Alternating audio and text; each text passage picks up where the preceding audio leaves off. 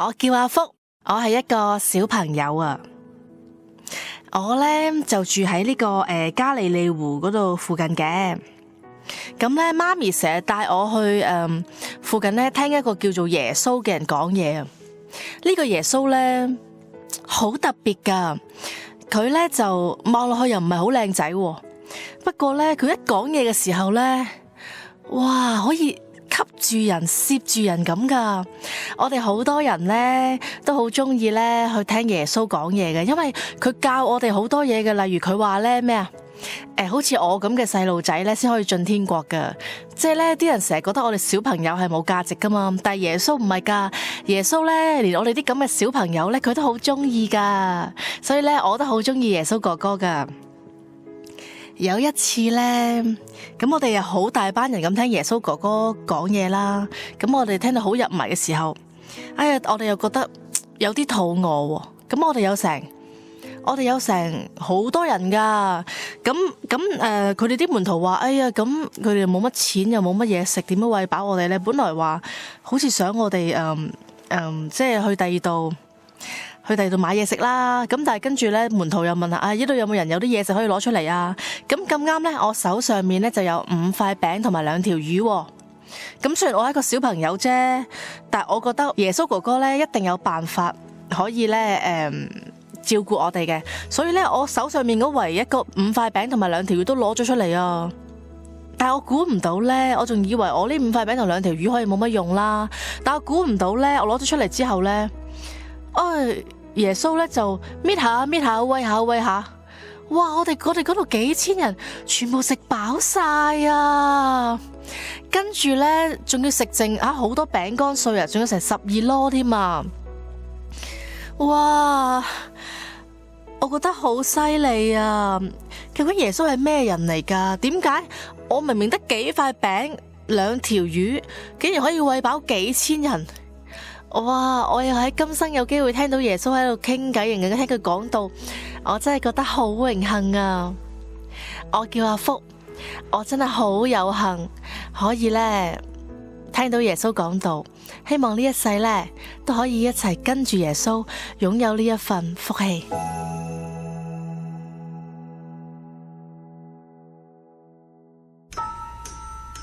遊聖地。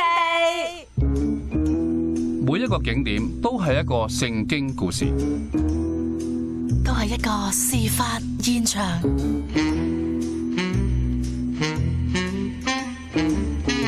等我哋事件重演一次，重溫當時嘅人事同埋心情。乖 Anthony 同你去到事發現場，重組當日事發經過。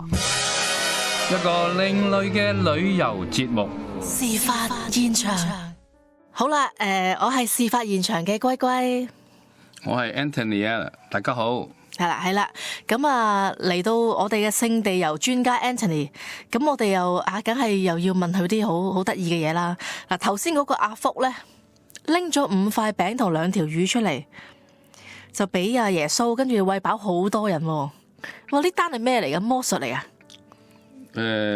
聖經裏面係咁記載啦，嗰個小朋友淨係有5餅2魚，但臨尾又餵飽，即係唔單止餵飽好幾千人，可能成萬人啦，仲剩翻好似12籮係嘛？係。咁所以咧就我諗你話係神蹟，一定係咁講啦。因為聖經記載，其實即係神就係可以咩做神蹟噶嘛。咁我反而好好奇嗱，嗰個小朋友係親眼見住自己嗰5塊餅同2條魚餵飽幾千人啦。咁喺嗰度食緊嗰啲人，其實應該每一個人都見到，即係都擘大個口，唔知講咩好噶。突然間變啲食物出嚟。我諗咧近，你知道成個即近1萬人，我相信。都有一個好大嘅地方，我諗近啲嗰啲人就見到咯，但係遠啲嗰啲人就係知道咁好嘅，有嘢食嘅咁樣。我想象就咁樣。呢個古仔咧，喺4福音書都記載咗啦。咁唯獨是係約翰福音就講原來嗰5餅2魚係嚟自一個小朋友。咁但係喺其他福音書都有其他嘅角度，例如路加福音啦。路加福音咧，佢就提到咧，今次係耶穌接待嗰啲人喎。平時咧，耶穌係被接待嗰個嚟嘅，係咪啊？係啊，因為佢係老師嘛，係啊，佢係 Rabbi 啊嘛。咁所以變咗嘅話咧，今次都係一個叫特別嘅處理。嗱，講開而家你講呢個五餅，我哋叫做五餅二魚啦，發生嘅地方咧，其實就喺呢個加利利湖，就係可以叫係西北近北少少嗰度地方嚟嘅。咁如果大家有機會去到呢個地方咧，就發現到咧嗰度咧就係個湖啦，側邊梗係一啲叫做低啲嘅地啦。咁就耶穌就喺嗰個地方都原來傳統上相信咧，佢好多個分享啊、講道啊、教訓喺嗰個地方出現嘅。咁就另外當然佢除咗係有呢啲神蹟啦，咁亦都有一啲咧就係話咩嘅，就係有呢個講八福啊。當然亦都話佢喺度復活啦，又出現過啊。OK， 咁咧變咗其實咧都有好多事情咧發生喺呢個地方嘅。Grace， 你有冇去過我哋講嘅叫八福山啊？有啊，我去過幾次即係呢個聖地團啦，咁帶過啦，咁八福山基本上係必去嘅地方嚟嘅。係啊，其實我哋去呢個地方咧，一陣間可以再講多少少。但係因應翻頭先你講緊話五餅二魚咧，有一次咧就係個導遊帶我哋咧，就去到叫做八福堂嗰個教堂啦，一笪地方咧，佢就同我哋講翻嗱，大家見唔見下邊啦？遠啲就係加利利湖啦，但係近啲就係一個叫平原嘅地方。咁就話五餅二魚咧，其實就或者耶穌成日去叫做話宣講嘅地方咧，好相信就係下邊啲地方嚟噶啦。同埋嗰度好神奇嘅，神奇在咧。有天然嘅擴音器咁喎。係啊，佢哋咁嘅話俾我哋聽，就係點解就係話可以咁多人都聽見咯。同埋咧，好得意喎！嗱，八福山當然係即係有八福啦，即係我哋馬太福音第5章嗰度都有嗰八福啦。咁原來有一次咧，美國總統布殊都去咗八福山，跟住你知唔知佢哋寫咗邊一句嗱？八福入邊邊一句送俾佢啊？嗱，有成咩嘅？即係8句啦。不如我估一句啦，你估下先。咩咯？溫柔嘅人有福啦，因為他們必承受地土。啱唔啱啊？唔係喎。嗱，你諗下嗱，佢係一個美國總統嘅身份喎。咁不如你開估啦。使人和睦嘅人有福啦。講開呢個八福山咧，佢就係如果我哋一去到呢個地方嗰陣時咧，就會一路行入去。我話有一個八角形嘅教堂咧，咁佢兩邊嘅嗰啲路咧裏邊咧，就係將嗰啲八福咧就係寫咗喺度嘅。不過當然啦，我哋識嘅就係英文嘅字句啦。咁跟住咧，我哋就會去到嗰個堂噶啦。咁呢個堂咧，我就不嬲都叫做鼓勵啲叫做話團友咧入去個堂嗰度咧都睇下。都相當之唔錯嘅，好幽靜啦，好美麗啦咁樣。咁另外有個特別啲嘅事嘅，就係咧嗰度係都係有個修道，其實佢係修道院嚟嘅。咁都有個地方俾人哋作酒店嘅用。咁咧就有修道院，梗係有啲咩啊？修士啊，同埋修女喺度咯。咁有一樣嘢好特別嘅，就係咧，其實去翻呢啲有教堂嘅地方咧，一般都係想啲人咧係咩啊？安靜啲咁多嘅。咁大家去到呢啲地方都好興奮啦，又影相啦，又咁樣啦。咁如果係稍為咧嘈啲咁多咧，你又會聽到咧有個聲音出現㗎啦，就係個修女 silent。咁佢如果你唔聽話咧，佢仲惡啲咁多嘅。咁變咗咧，就有時都我哋去到都提醒啲團友啦，我哋影相就可以咩，但係唔好太過嘈啊咁樣嘅。八福山呢個地方俾我感覺咧，因為其實成個聖地嘅旅程咧，唔同嘅地方俾我都唔同嘅感覺噶嘛。即係例如有啲地方可能俾我覺得係沙塵滾滾啦，有啲可能係好古舊啊。但係八福山呢個地方咧，俾我感覺係好乾淨，好光猛啊！甚至係個感覺係幾清新，即係一啲都冇一啲古舊嘅感覺。可能佢因為佢本身可能都係一個即係重點嘅遊客區啦，所以佢好即係佢打理得好好啊！即係成個感覺係真係好似去一個，即係其實真係似一個旅遊景點嘅。我完全贊同你嘅講法，因為你行入去啦，唔單止你話你見到嗰八幅啲字句啦，有好多樹木啦，啲花又好靚啦，咁成個環境咧係影相之餘咧，其實真係好適合咧你去安靜一下嘅，咁就變咗好多人都中意去呢個地方。另外咧都有一個點好得意嘅，通常我哋而家坐旅遊巴士去到噶啦，咁個巴士就擺喺個旁邊啦，一列巴士咁樣啦。其實一般擺巴士嗰度咧，你後邊咧就係整個加利利湖咧就喺你眼前噶啦，係，所以成日咧我哋就係啦，團友幾點鐘我哋集合，嗱大家你早少少嚟，早少少嚟你可以咧，仲有一個好靚嘅景影加利利湖嘅，咁確實我覺得我個人嚟講好中意喺嗰度咁嘅背景，就係話喺八福山上邊影相，你嘅背景係加利利湖，好美麗下嘅。因為嗰個地方咧，真係好清幽嘅，即係因為你係有少少喺山上面咧，俯瞰即係成個湖啊，你嗰個眼界啊，視野又開揚。因為點解我哋咁中意喺山上面去睇風景或者去海邊？因為即係我哋嘅都市人可能生活好煩囂啦，咁當你嘅視野開揚嘅時候，你嘅心靈空間好大，你又有心靈空間，自然思考人生思維得多，自然有進步空間啦，係咪？我完全贊同啊，因為其實我哋叫做人真係有個你可以講個心啦，個靈魂啦，呢樣嘢睇唔到，但係大家都好渴求嘅，我哋叫靈裏邊嘅飽足啊！如果你缺乏，你就算係點樣係叫做事業成功、家財萬貫，我不嬲都講呢樣嘢嘅。當你慢慢年長啦，年老啦，身體開始衰弱啦，你就發覺到嗰啲咁嘅金錢、珠寶、物業、錢，好似都唔係咁重要。心裏邊有一個渴求，我可唔可以再喺呢個地上長啲時間咧？死後有冇生命嘅咧？呢啲叫做靈裏邊嘅嘢就會去出嚟。咁講開咧，其實去八福山咧，就佢其實吸引人。除咗係嗰啲環境啦，嗰個教堂啦，俾你思考啦。咁你知呢啲聖地嘅地方咧，好多都有啲 shop 嘅商店仔。咁喺呢度啲人最中意都係買翻乜嘢咧？就係一啲叫咩掛畫，係咪？係啊，寫咗八福嗰啲掛畫。八福咁樣，嗰度係第一多數多啲咁多。咁都好多人都買呢一個嘅。咁另外我記得咧，我自己咧就都有時飲下嘢噶嘛。喺呢度咧。就我都係第一次飲嘅，叫做 passion fruit， 即係熱情果嘅汁啊！咁不過幾甜下嘅，咁我諗我都係要飲少啲。但係就我第一次人哋叫我飲咧，哇，覺得好正。但係喺嗰啲中東地方因為聖經講嗰啲係流奶與蜜之地嚟噶嘛，係好盛產嗰種生果噶嘛。係啊，咁好幾款生果都係咩嘅，但係就其實到地方都有得賣呢啲嘢嘅。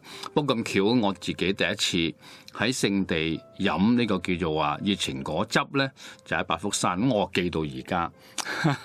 我都好中意咧，即係去嗰啲旅遊景點去睇嗰啲小商店嘅。咁八福山嗰個即係小商店一定係 sell 八福嗰啲紀念品啦。不過都係即係個價錢又唔會太貴，同埋好精緻嘅，其實都係啊，都相當之精緻。咁就咩啦？大家去到呢啲我哋叫做話聖地嘅地方，無論係猶太人開嘅或者阿拉伯人開嘅，咁我自己成日覺得咪祝福下佢哋。叫做買下嘢咯，同埋咧，其實八福山嗰個建築特色咧都幾特別嘅，因為咧你好佢係將嗰啲八福即係打咗喺個地嗰度啊，即係你行下又見到一個福，行下又見到一個福，即係好似喺你生命入面，你一路向前行啦，喺你嘅人生入面呢刻提醒你要溫柔，跟住再行前又唔知遇到一件乜嘢事要提醒你你要使人和睦。好多時我哋成長嘅過程就係當我哋碰到或者遇到某一件事嘅時候，我哋先學到某一樣功課啊嘛。咁而八福山嘅建築特色咧，就係你一路行，突然間有一幅行一行，突然間有一幅即係如果阿福呢個小朋友行八福山，可能會好多發現啊！就係原來人生你行下行下，你又會有啲功課。到如果你掌握咗呢八福嘅時候咧，你心入邊真係有呢八福咧，咁其實可能好多人生嘅難題咧，你都會迎刃而解，因為你嗰種力量喺你嘅內心入面。其實係啊，我諗我哋咩咁樣啦？我哋又唔需要全部聖經都去讀出嚟。咁我都想同大家講下，八福佢裏邊有講及啲乜嘢咧？佢話要虛心，咁又話咧，如果你係哀慟，溫柔啦，叫飢慕渴義啦，憐恤啦，清心啦，好似你話阿布殊呢個句就係話使人和睦啦。咁最尾咧就話係話為義受逼迫嘅，其實啲人係有福嘅。咁大家如果有興趣嘅話咧，可以喺馬太福音第5章嗰度咧去睇下呢八福係乜嘢。咁大家咧，其實你係想有所有嘅八福，如果要俾你揀一種，你會揀邊個咧？咁大家可以思考一下。咁我覺得咧，馬太福音第5章咧，第5章係好奇妙嘅。點解咧？即係第一有呢個八福係咁出名啦，係咪？咁除此之外，其實佢同一章第5章有一個古仔係我由細諗到大嘅。乜嘢嚟㗎？就係咩？如果人哋刮你嘅左邊面，你要俾人哋右邊面俾人刮埋啊嘛。以前細個咧，即係又唔熟聖經又一知半解嘅時候咧，啲人成日都話，即係例如啲戲啊、啲電視劇啊，成日攞呢啲嚟笑噶嘛，話基督徒真係好冇用啊！嚇，點解人哋打你左邊俾人打埋右邊嘅咧？係好懦弱啊，就俾人笑啊，話呢啲就係啲所謂基督徒啊。咁但係其實係一種愛嘅一種好大好大咯，因為即係你係知道自己係冇錯。你係有一個好好嘅自尊心，即係因為愛嗰個人，你希望佢將佢嘅憤怒發洩出嚟，咁去成全佢成為一個更好嘅人，甚至我都唔介意因為愛你嘅緣故受少少呢啲所謂嘅委屈，其實係一個好大好大嘅愛，係一個好大好大嘅愛嘅境界嚇，即係唔知阿福咁嘅小朋友長大之後會唔會有一日可以成長到咧，真係俾人打完左邊，俾人打埋右邊，主動俾人打埋都唔嬲嚇，去到呢個境界啊！咁所以我就睇到係愛嗰個力量咯，即係有時你見到人哋好嬲啊，即係越嬲嗰個係越受傷嘅小朋友啊，即係越傷心嗰個係越惡噶嘛，即係有幾惡嘅人背後都隱藏住一顆好傷心嘅心。冇錯，如果我哋能夠去睇到，當有啲人佢係有啲我哋認為好唔好嘅表現，包括可能係鬧你啦，或者係佢好似即係一啲不好嘅行為啦，好似你話齋，其實佢哋喺心裏邊，佢哋係有一啲叫做鬱結，有一啲好唔好嘅經驗，有好多難處，咁所以咧，我哋如果睇到人哋後裏邊呢啲問題咧，我相信我哋對於佢嘅行為，我哋都會咧叫包容係大啲唔多，就變咗唔會同佢喺度咩啊撐啊，你知道大家一撐咧，其實咧嗰個問題係解決兩敗俱傷係咪？冇錯啦，係反而更差，反而你用愛心去對待你輕輕咁帶過對方，可能又會改變對你嘅態度咯嚇，成件事又唔同咗。咁其實嚟到八福山，希望真係大家真係思考究竟愛係啲乜嘢嚟咧嚇，即係原來包括咩溫柔啊、使人和睦啊、哀慟啊，好多好多嘢。但係其實當你嘅人生慢慢成長，你遇到好多唔同嘅人、唔同嘅事，你慢慢會體會到究竟愛係啲乜嘢。好，同埋大家最後講翻，其實講咗啦，八福山喺加利利湖呢個叫做話西北近北嗰度啦。咁佢離個市中心咧，其實係20分鐘車程就到噶啦。咁我哋再楞遠啲咁多，令我哋講緊嘅耶路撒冷咧，都要成2個半鐘頭咧，先至可以咧由八福山嗰度咧去到耶路撒冷嘅。因為點解咧？其實如果我哋留意翻嗰個地勢咧，由呢一個叫做話加利利個區，或者加利利湖嗰邊、八福山嗰邊落翻去耶路撒冷咧，咁其實都有啲山脈㗎，以法蓮山脈啦，便雅憫山脈啦，或者猶大耶路撒冷就喺猶大山脈嘅，咁所以咧佢哋其實要過嚟咧，都係相當之辛苦㗎，即係要好有耐性啊，要行好耐啊！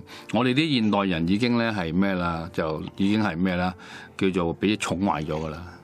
嗱，我哋一個聖地遊咧，就10日8日咁就可以即係行咗好多，即係耶穌或者係佢嘅門徒，甚至係舊約聖經人物嘅景點啦、嘅事發現場啦。咁但係當時嘅人真係要走過呢啲路，其實即係已經虛耗咗佢哋好多，淨係用佢哋嘅人生嚟到去計嘅，因為去一個地方去另一個地方，下分鐘可能成個月啊，成個禮拜啊，即係佢哋一個 travel 其實一啲都唔簡單，唔好似我哋而家咁喺個飛機度瞓一陣就到喎，係咪啊？係啊，咁所以我哋有時有思考翻呢啲嘢咧，對於而家我哋自己現實上啊，生命上發生嗰啲事咧，其實係可以開懷啲嘅，唔需要咁揦住啊，唔需要咧咁執着。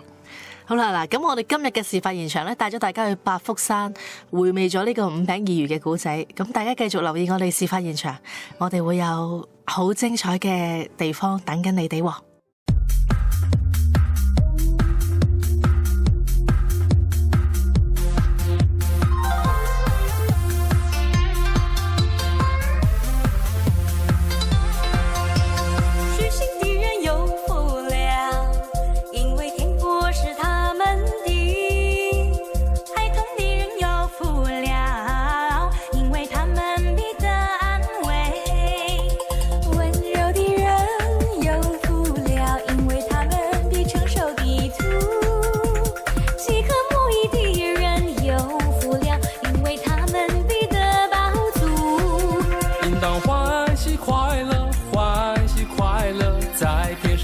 是大地，应当欢喜快乐，做盐做光，将荣耀归天上的父。